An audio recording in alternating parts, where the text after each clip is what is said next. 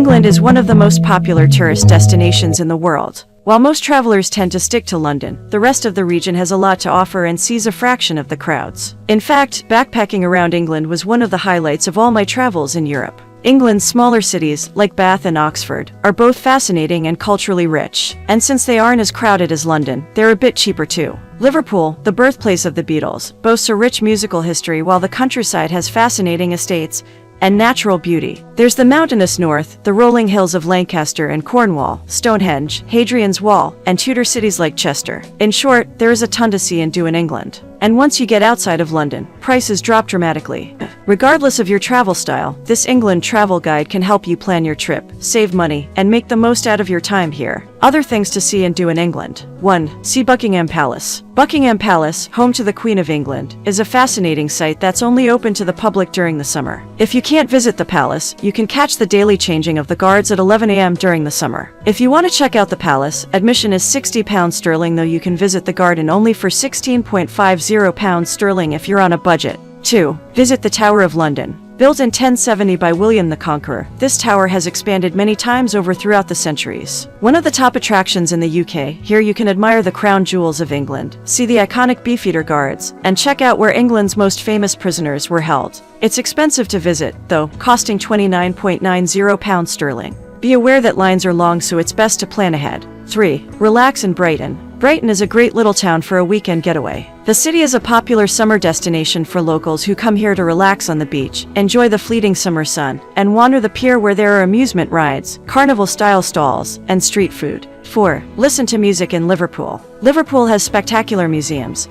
but as the world capital city of pop, the real reason to go is for the music, or more specifically, for the Beatles. The Beatles Story Museum has all kinds of memorabilia and information about the famous band, who were from Liverpool. Besides the music, Liverpool has a rich history and culture as well as fun pubs, so don't sell it short. 5. Check out Chatsworth House. Located in Derbyshire, this massive and lavish mansion was built in 1549 for the Duke and Duchess of Devonshire. While there are many beautiful houses and castles throughout the UK, this is one of the most astonishing. It's so striking, in fact, that countless films and TV series have been filmed here. The home has played a role in popular culture since it was mentioned in Jane Austen's book, Pride and Prejudice in 1813. On your visit, you can wander the 25 stately rooms, stroll the 105-acre gardens, and make new furry friends in the operating farmyard. Admission is £24 sterling. 6. Tour Oxford University. Founded in the 11th century in Oxford, this university is one of the oldest in the world. You can visit the many beautiful colleges within Oxford for just a few dollars, or you can take a guided tour of the entire university with Bodleian libraries. You can even see the colleges in which they filmed parts of Harry Potter. For art history buffs, stop in at the Friash Molian Museum on campus for impressive Eastern and ancient Egyptian art collections. 7. Attend the festivals. England is known for its festivals, especially during the summer. For music, be sure to check out the famous Glastonbury Festival or the Liverpool International Music Festival.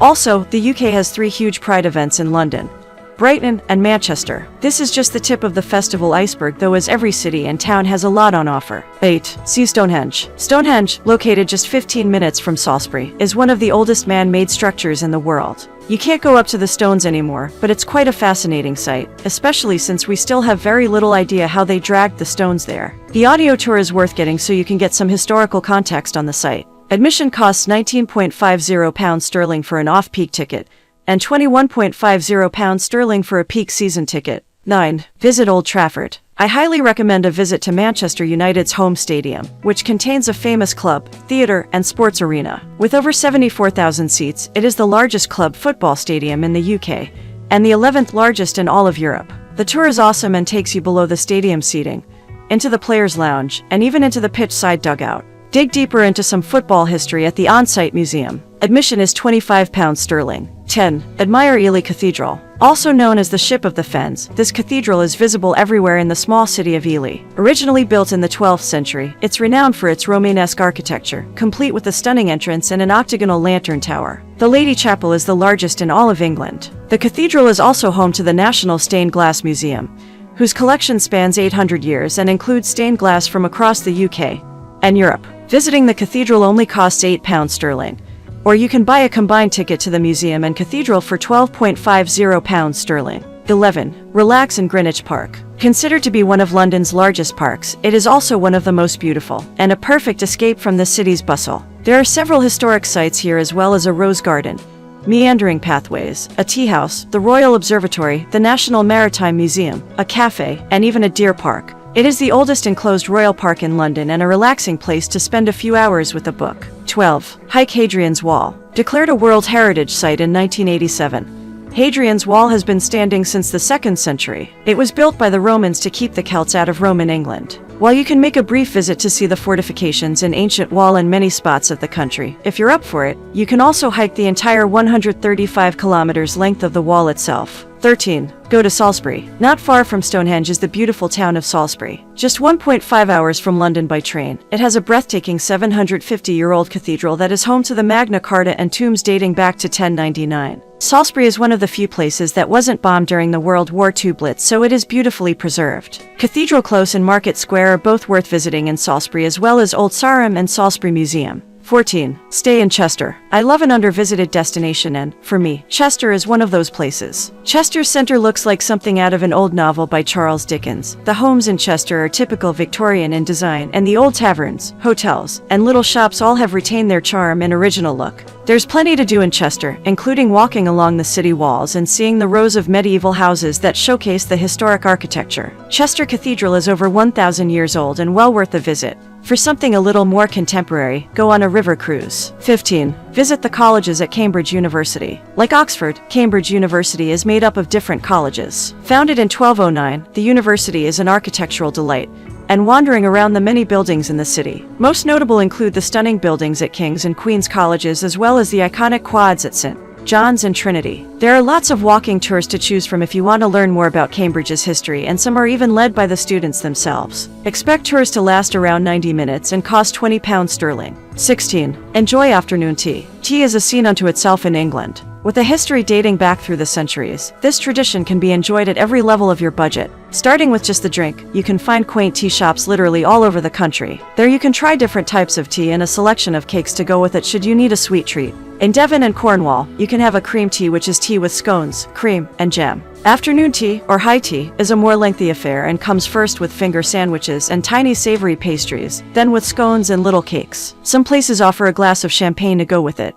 Most traditional tea houses will offer afternoon tea, but if you're after more of a sense of occasion, and your budget can stretch to it, the big hotels also offer it every day. 17. Visit Bristol. Many people only pass through Bristol on their way to Bath, but it's really worth a visit of its own. With a population of 500,000, Bristol is a hip college town with amazing eateries, great food, wonderful things to see, lots of green space, and plenty of things to do. Aside from taking a walking tour, some of my favorite things to do include a tour of Bristol's Romanesque cathedral that was built in 1148, wandering King Street, and admiring Clifton Suspension Bridge. Bristol has a great museum and art gallery that is worth a visit, and I also really enjoyed St. Nicholas Market. Other things worth doing include the SS, Great Britain, the Avon Railway, and Blaise Castle. England travel costs. Accommodation, hostels cost £10–30 sterling a night for a dorm room. Amenities usually include free internet, breakfast, a common room, TV, and kitchen facilities. Private rooms in hostels start at around £50 sterling and go up from there.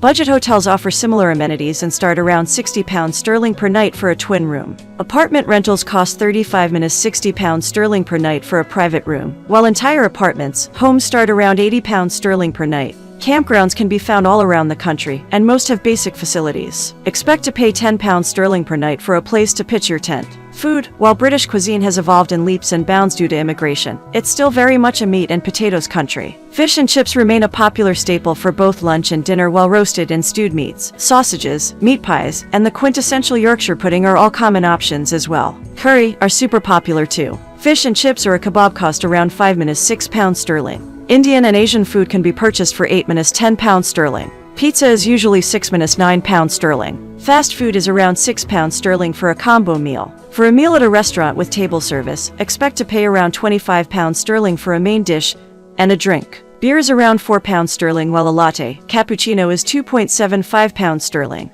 Bottled water is under £1 sterling. A week's worth of groceries costs around £45–55 sterling. This gets you basic staples like rice, pasta, veggies, and some meat. The best places to buy cheap groceries are Lidl, Aldi, and Sainsbury's. Activities. Most museums in England are free, though castles and other attractions cost around £10–20 sterling. Tower of London is £29.90 sterling, while Buckingham Palace is £60 sterling. You'll find most other day activities tend to be around 6 to £80. Backpacking England suggested budgets. On a backpacking budget, you need at least £55 per day. On this budget, you'll be staying at hostel dorms, cooking all your meals, limiting your drinking, using public transit to get around, taking the bus between cities, and taking advantage of all the free sites in the country. It's a tight budget, so if you want some more wiggle room, I'd add another 10 £15 per day. On a mid-range budget of around £120 per day, you can stay in a private hostel room or private Airbnb, cook some meals and eat out at cheap pubs or fast food stalls, do some intercity travel by train, have a couple of drinks, take the occasional taxi, and visit some paid attractions like Westminster Abbey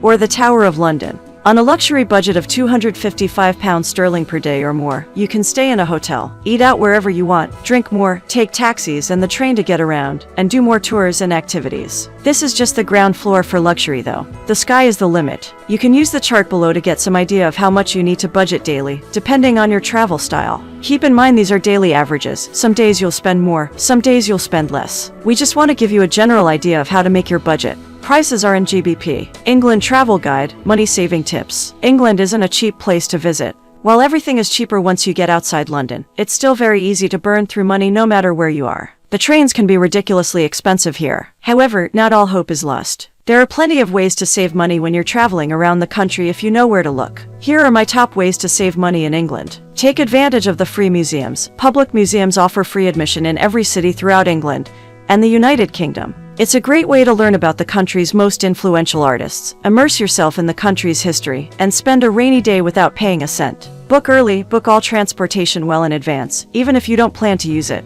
You can find fares for around £2 with a little planning. Megabus not only runs buses but also provides trains throughout England and is the best option for cheap travel throughout the country. Get a taste of UK Card. The Taste of the UK Card offers up to 50% off and 2-for-1 deals at selected restaurants. You don't need to be a United Kingdom resident to get the card, and the first month's membership fee is waived, which is perfect for most travelers. If you like this video, please subscribe our channel, and thanks for watching.